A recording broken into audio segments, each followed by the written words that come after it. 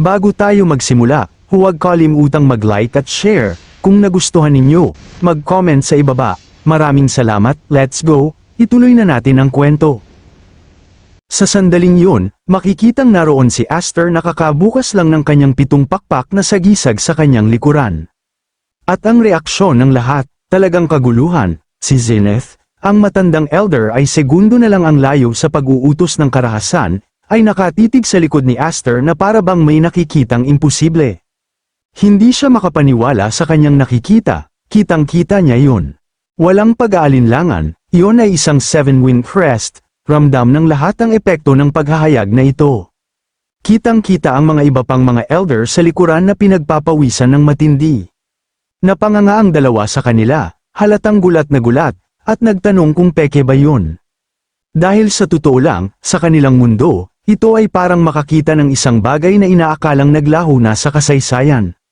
May isa pang matabang LD, pinagpapawisan din, na nagsimulang magsalita ng pabalang tungkol sa kung paanong sa daan-daang taon ay hindi lumitaw ang markang yun sa isang tao, at gayunpaman, ang markang yun ay walang alinlangang tunay. Hindi niya natapos ang pangungusap, ganoon sila ka-shock. Samantala, sinubukan ni Zenith na maging kalmado pero halatang nahihirapan, tinawag si Aster na bata. Halata sa tinig ang bigat ng sitwasyon, tinanong niya kung alam ni Aster kung ano ang ibig sabihin ng ipakita yun dito at ngayon.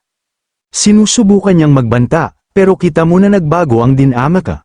Hindi na basta-basta pwedeng itapon si Aster, isang naglalakad na banta na siya.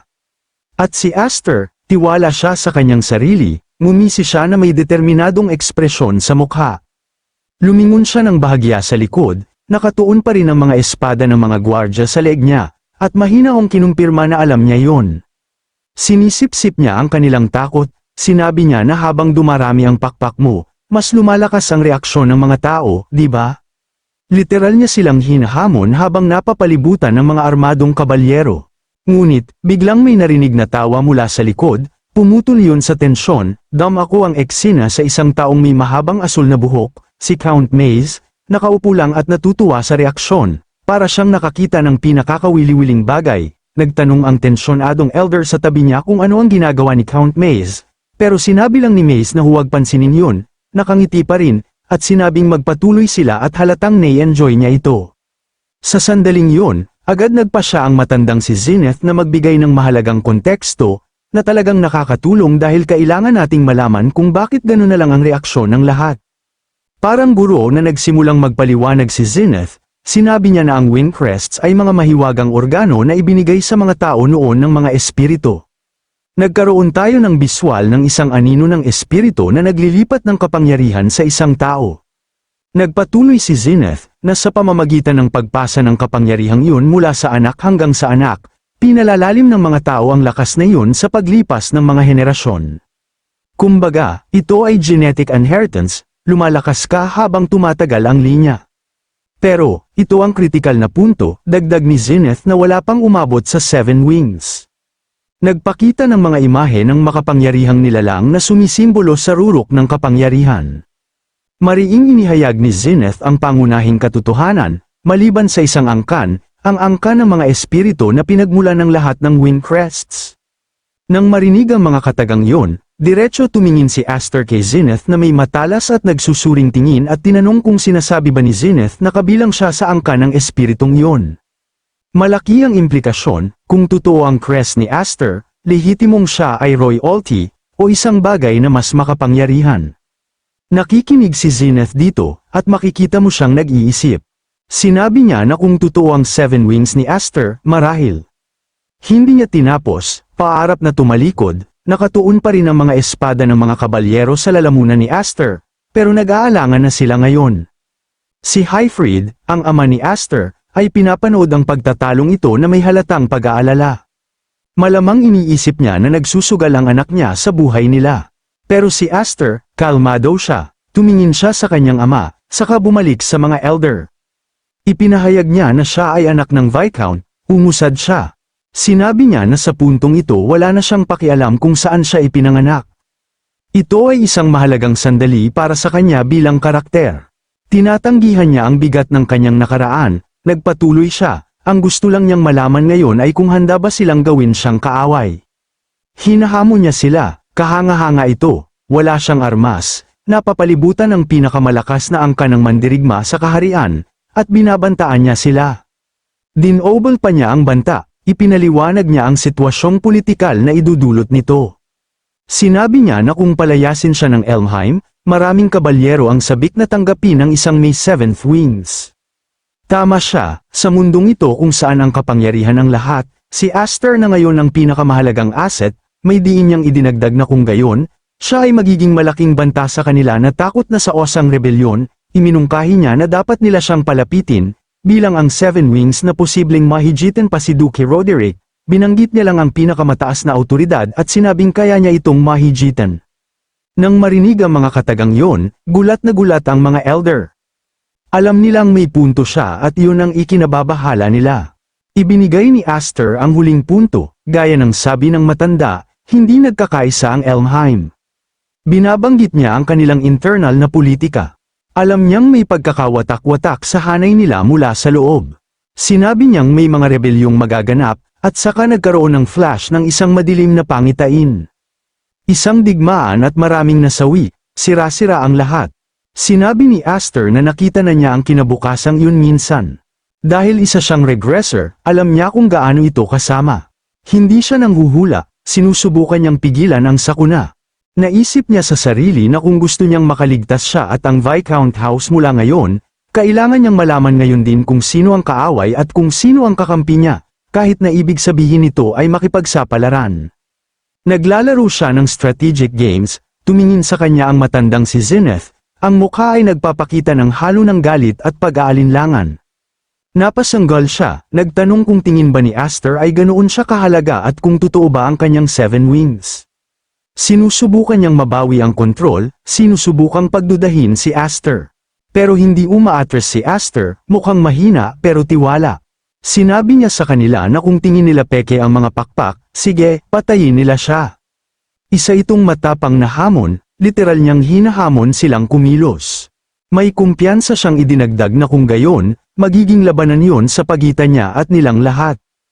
Hindi nagbago ang ekspresyon ni Zenith habang seryosong nakatitig sa binata. Siksik sa tensyon ang silid, alam ni Aster na kung seryosohin siya ng Elmheim ngayon, ang isang tulad niya na hindi pa lubusang nakapagpapaunlad ng kanyang kapangyarihan ay nasa malaking panganib. Kaya, ano ang gagawin nila? Kakaagitin ba nila ang hamon? Isinasa panganib niya ang lahat sa kanilang pagtaya sa panganib at oportunidad. Habang ang matandang si Zenith ay nagmukhang nag-aalangan na mismo sa pag-uutos ng pag-atake dahil sa kayabangan.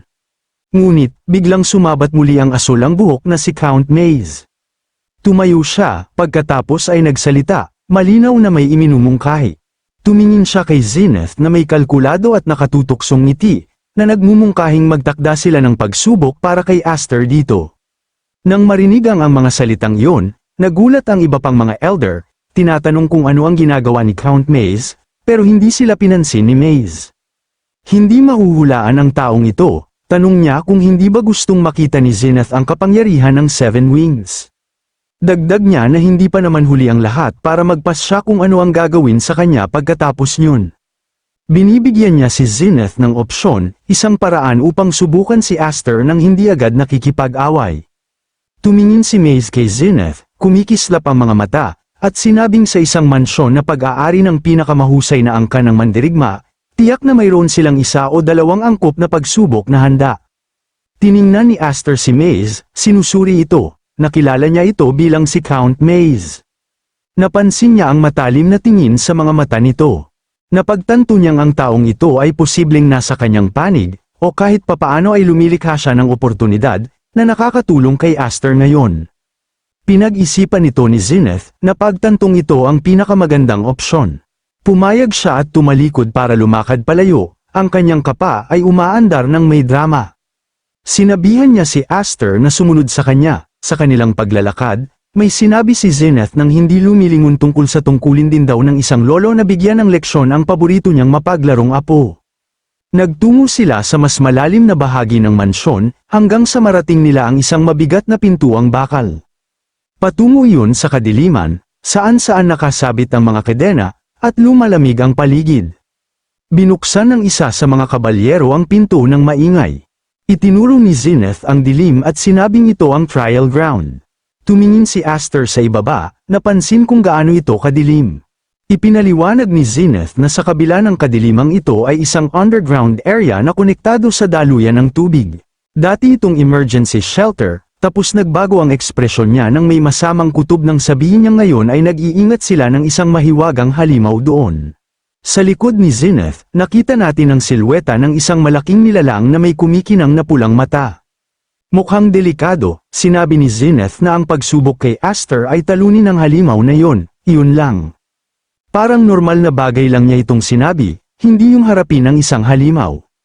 Tiningnan ni Hyfried ang kanyang anak, napabuntong hininga siya dahil sa problemang sitwasyon, at nagpahayag ng pag-aalala na ipinakita ni Aster ang 7 wings na iyon. Ngumiti lang si Aster, at tumingin pabalik sa kanyang ama. Sinabi niya na ang ganito kalaking bagay ay hindi pwedeng itago magpakailanman. Hinawakan niya ang hawakan ng espadang ibinigay sa kanya, sinabing ito ang perpektong oportunidad. Tinawag siya ni Hyfried, binabala ang huwag maging kampante.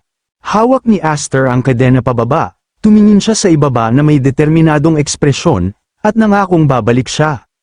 Dumulas siya pababa sa kadena, bumaba sa madilim na lugar. Pinanood siya ni Count Maze na may kasiyahang ekspresyon. Di nagtagal, makikitang lumapag si Aster sa ibaba ng may tilamsik ng tubig, bulong niya na sobrang dilim na. Nagsimulang kumikinang ang kanyang mga mata, tumatagos sa dilim, at sinabing hindi naman sobrang dilim na hindi siya makakita. Inilibot niya ang paningin sa silid at biglang lumaki ang mata niya. May nakita siya. Sa gitna ng silid, sa ilalim ng liwanag na nanggagaling sa itaas, may nakahigang ulo. Si Darius yun, ang taong nasugatan kanina, pero ngayon ay patay na siya. Kitang-kita sa kanyang mga labi ang sobrang bangis ng pagkakapatay. May sinabi si Zenith mula sa itaas na binigyan pa raw niya ng pagkakataong umunlad ang isang yun. Naalala niya ang ugali ni Darius kanina, kung paano ito nagpanik at umiyak. Nakakadismaya raw, mula sa mga anino, lumabas ang halimaw. Malaki ito, isang hybrid na mandaragit na may asul na balahibo, malalaking pangil, at matipunong pangangatawan. Umalingaw-ngaw ang tinig ni Zenith mula sa itaas, tila isang kulog na bamabayo sa puso ni Aster, mariin ang kanyang utos, huwag mo akong biguin. Pagkatapos, dahan-daang bumunot si Aster ng espada, at sa sandaling iyon, kumalabog ang tunog na parang alingaw-ngaw ng bakal na nagbabanggaan sa loob ng silid, ang bawat hibla ng hangin ay tila nanginginig sa bigat ng kanyang pasya. Pumwesto siya sa paninindigang panlaban, handang kumilos, umungal ang halimaw, mukhang agresibo, naghahanda itong sumalakay, may enerhiyang nakikita sa paligid nito. Nag-focus si Aster, pinipigilan ang pagbilis ng kanyang hininga, hinigpitan niya ang hawak sa espada, ang mga daliri parang bakal na nakapulupot sa hawakan, at sa katahimikan bago ang unos, nagsalita siya ng mahinahon ngunit puno ng bigat, isang tinig na nagmarka sa simula ng lahat, nagsisimula na ang pagsubok.